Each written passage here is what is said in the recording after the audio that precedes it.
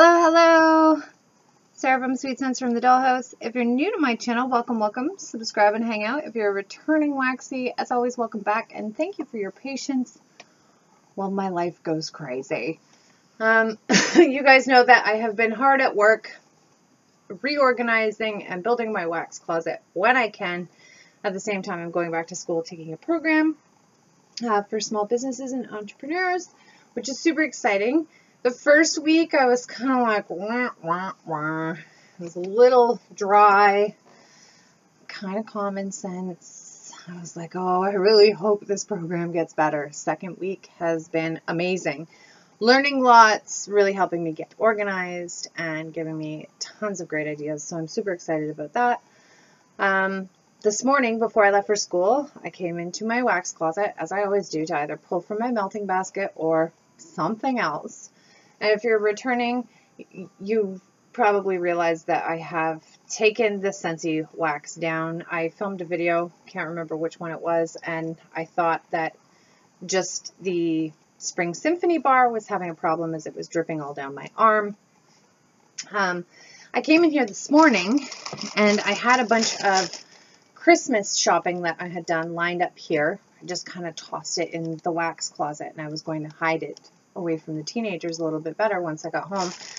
But I noticed this yellow liquid stain all over this bag, and I started to have a mini heart attack because our dog is 15, and I know like that happens to older people. They start to get incontinent or whatever when you're super old, like an old dude wears Depends or whatever. So I was like, oh no, is Uncle Fester losing control of his bladder?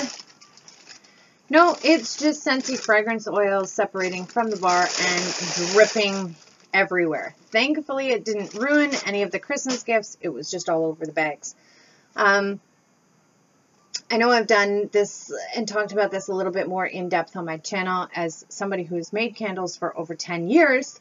It's a process. There is a method to the madness. Making waxed hearts is easier than making candles, but in theory, it's the same shit, different pile. You have a formula. You have a wax product, paraffin, soy, whatever.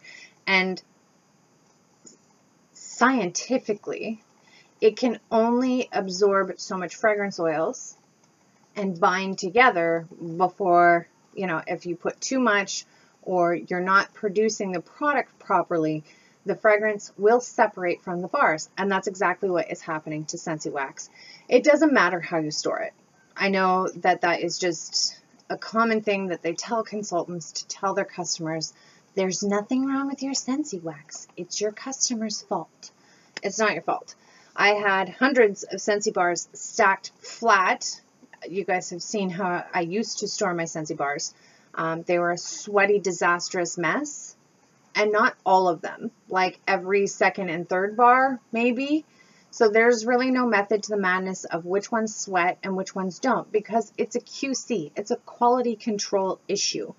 So I totally took a gamble and knew the odds of hanging it on the wall.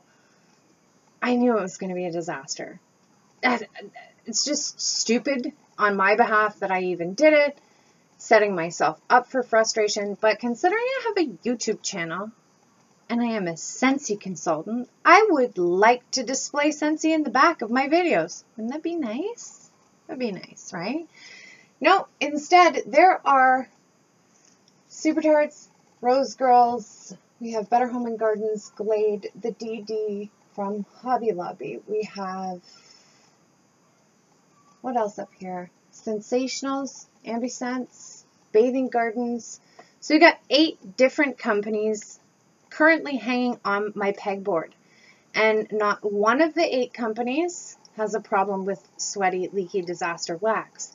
What I also noticed is not one of these 8 companies maintains a blog of excuses for their products to refer to. I just find it frustrating because some of these are little guys. Like, sure, the Sensationals, Better Home and Gardens, that stuff, much like Scentsy, is mass-produced. It's machine-produced.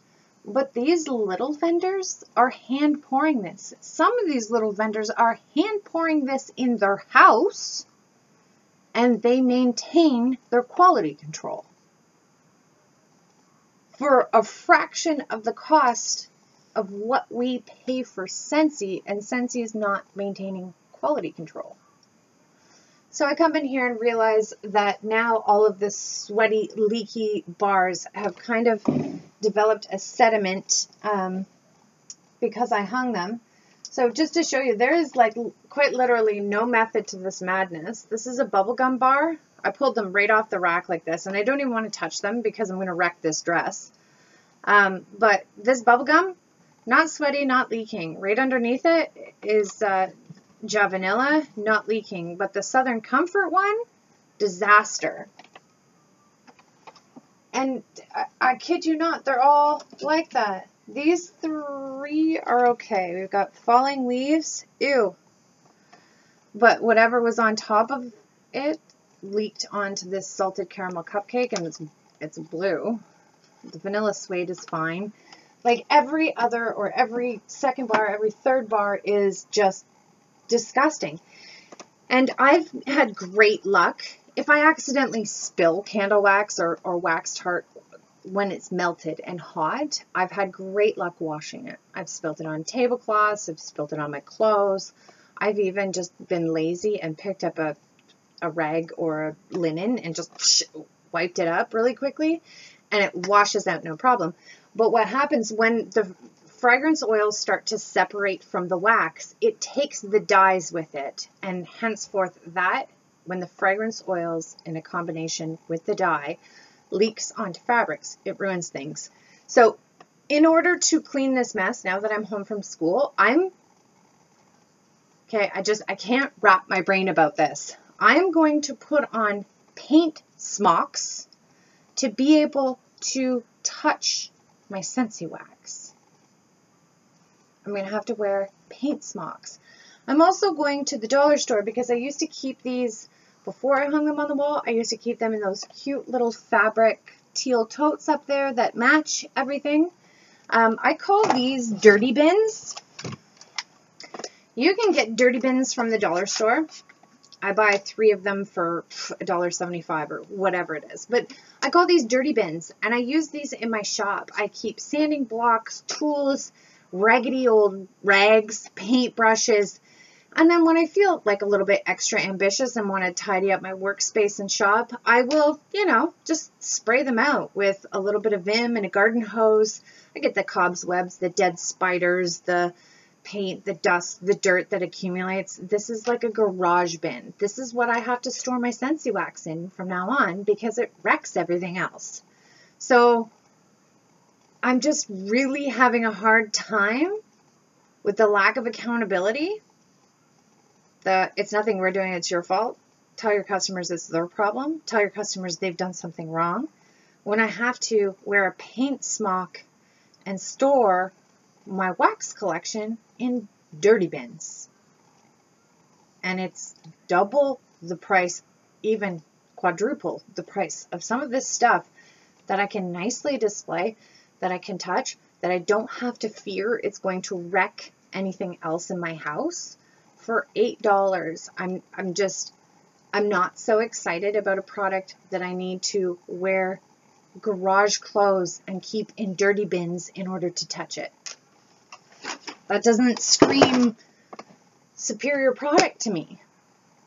It just doesn't, and it just sucks the fun out of, I was so excited to do this Bring Back My Bar review, and to be perfectly honest, I know that I'm not the only one that feels this way. If you check out the Scentsy reviews lately, it's just super disheartening, and their only response is call this 1-800 number, consult your consultant, or check out this blog of excuses that we keep. Like, could you imagine if Barrett's Wax Crafts or if Super Tarts just started saying, it's not our problem, it's yours? Like, do you know how quickly their doors would be closed? In a heartbeat. But Scentsy's okay, because as long as they have 250,000 consultants who are going to buy it regardless of the quality of it, it doesn't matter. And that mentality really stinks. It's disappointing because I used to love this stuff. Love it. And I can't even sell it in this condition. Thankfully, What I used to have in stock, I gave away at like, I basically might as well have given it away for free. I gave it at deep discount prices. And I told the people who were buying it, it's sweaty, it's defective. That's why I'm selling it and getting rid of it. But it was basically like, to buy at your own risk. That's why I'm selling it so cheap, because I would not feel okay selling this at full value to you, because, you know, it's just whatever. Anyhow, so yeah, Scentsy will tell you it's the way you store it, but I stored it flat and it leaked, and then I hung it up and then the oils all fell out of it. So, you know, and will the wax still scent? Yes. Is this garbage? No. You can still use it, but if you watch my video where I took the Spring Symphony bar, I don't want to even risk it now and ruin my clothing, but I took the Spring Symphony bar, turned it upside down, and the fragrance oils all dripped into my hand. Well, obviously the bars are going to work better if the oils make it into the warmers. Not in my hand, not on my clothes, not on my floor, not ruining my Christmas gifts. Like, it shouldn't be an issue if there was a bit of accountability and quality control in a product that they increased by 33% in September. But anyhow, Scentsy will also tell you that it's caused by temperature. It is not caused by temperature. I can guarantee you that. Again, as somebody who's made candles for 13 years, I have a very solid understanding of the process and the formula that goes into it. This is not caused by temperature. So just to show you a little experiment, I have taken this cream-colored bag to school for 2 days, and I have left it in my car at 87-degree temperatures for 4 and 5 hours at a time. In a cream-colored bag. There are a variety of different vendors in here, and I'm not at all saying go out, try this at home. Don't, because is it good for your wax? No, but just to prove a point, this is a brand new Silhouette bar left for 2 days in a steaming hot car. Not sweating. Sedona Sunset, same thing. Not sweating. It wasn't Just a Dream from Super Tarts. Dry as a bone. Princess Bubblegum. Dry as a bone. Like, they're all like this. I could go on for days. Days and days and days. Bathing Gardens. Messy because of the glitter and the flowers, but the wax and fragrance oils have not started to come apart, even when kept in hot temperatures. Barrett's Wax Crafts. They're all in here. Brand new Zephyr, Zephyr, whatever by Scentsy. Not sweating. Sweating happens in the production stage. It's a quality control issue that Scentsy doesn't have a handle on and is not taking accountability for. So it will likely happen once you get it home, once it's in your possession, once your 90 days has passed, and it starts to sweat, and then they tell you it's something that you've done. But it's not. It's caused from a QC issue in production. Anyhow, we can come back to that bag, but again, that's how confident I am. I kept it in a cream-colored bag in super hot temperatures. Barrett's Wax Crafts, Bathing Garden. I have a little bit of Sassy in here. Super Tarts. And a couple new Scentsy bars that weren't sweaty yet. Still not sweaty. This has definitely sucked a little bit of the joy out of Bring Back My Bar. I'm not going to haul large quantities of any of it, unfortunately, because I don't want to have boatloads of Scentsy wax anymore. It sucks. That sucks. I think I will continue to order 1s and 2s from the catalog, or 1 scent at a time, whereas if you've been on my channel for a while, you know, like, when Hendrix was out, like, what did I buy? 18 bars in one order, because I love it that much. Still have tons of it, but look at it. It's disgusting. It's all sweaty and nasty. I don't even want to do this, but yeah. I don't want to ruin anything else, so I'm just going to leave it. But yeah, there's no method to the madness. Every other or every third one of these bars that I've taken down is just disgusting and leaking everywhere. I'm not a fan. Not a fan. And I think I would be okay with it if there was some sort of statement made from Scentsy that says, hey, we recognize that this is a problem. We apologize. And we're having our team look into it. Holy Hannah, I would literally have a heart attack. Like, have a heart attack if there was an ounce of accountability, but whatever. Anyhow, one of my friends and subscribers, Amanda Loves Scents, requested that I do Throwback Thursday on Scentsy's Coconut Pumpkin Pie.